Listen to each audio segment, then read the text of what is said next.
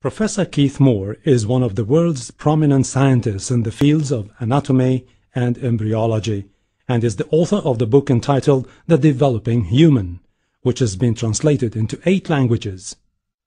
The book is considered a scientific reference work and was chosen by the Special Committee in the United States as the best book authorized by one person.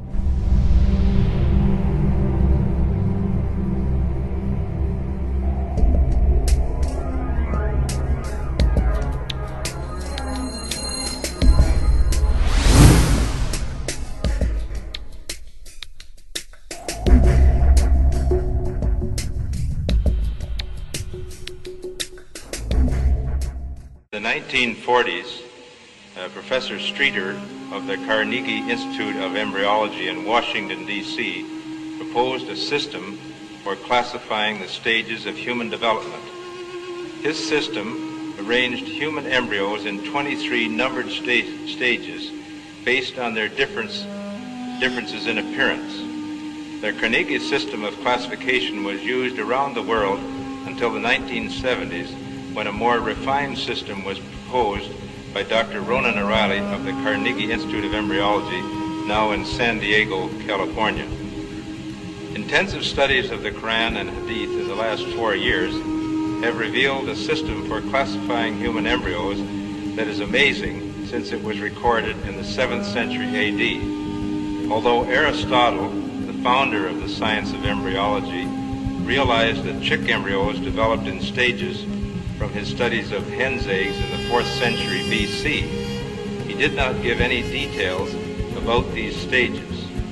As far as it is known from the history of embryology, little was known about the staging and classification of human embryos until the 20th century.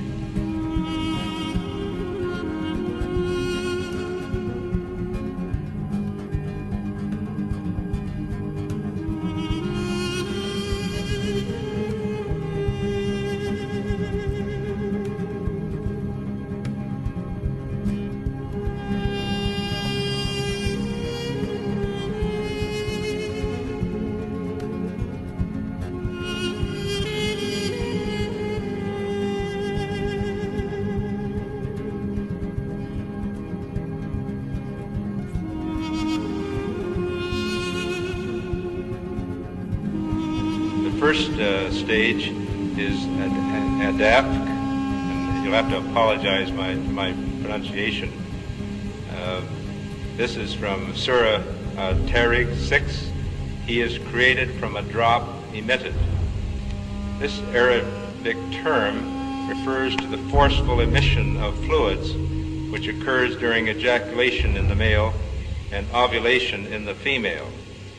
The male secretions, called semen, contain the spermatozoa, and the female secretions, called follicular fluid, contain the ovum.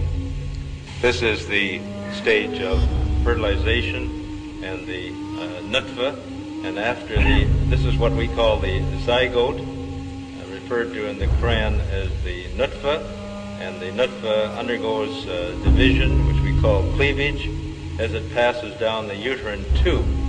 So these are the stages of the nutfa here as it undergoes cell division.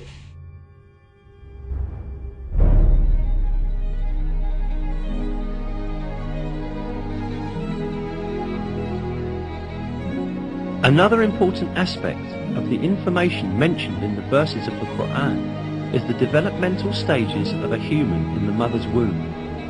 It is stated in the verses that in the mother's womb, first the bones develop, and then the muscles form which wrap around these bones. We then formed the drop into a clot, and formed the clot into a lump, and formed the lump into bones, and clothed the bones in flesh, and then brought him into being as another creature. Blessed be God, the best of creators.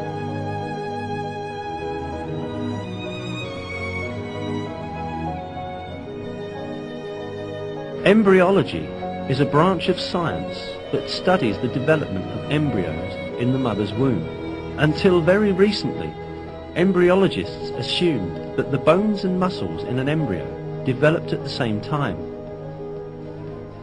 For this reason, for a long time, some people claimed that these verses were in conflict with science.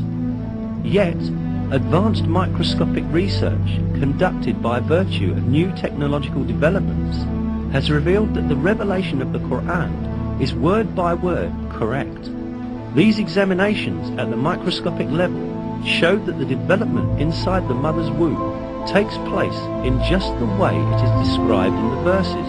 Obviously, life begins at the moment of fertilization when a single sperm fuses with an ovum to form a one-celled embryo or zygote.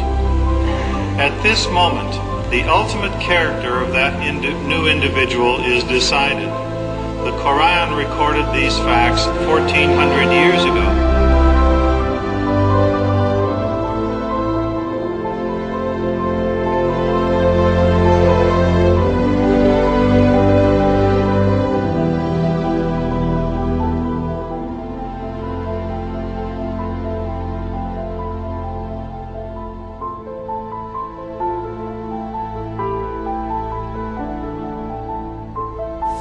Little was known about the staging and classification of human embryos until the 20th century. For this reason, the descriptions of the human embryo in the Quran cannot be based on scientific knowledge in the 7th century.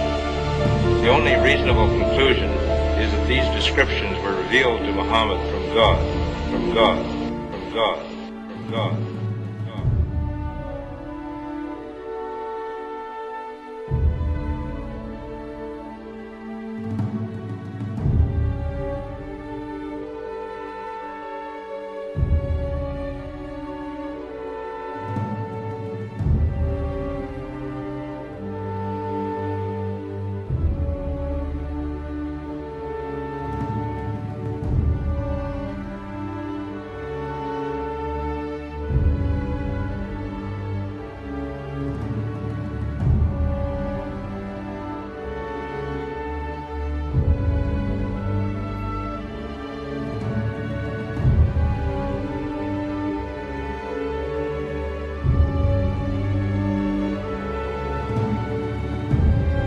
Then we made the sperm drop into a clinging clot, and we made the clot into a lump of flesh, and we made from the lump bones, and we covered the bones with flesh.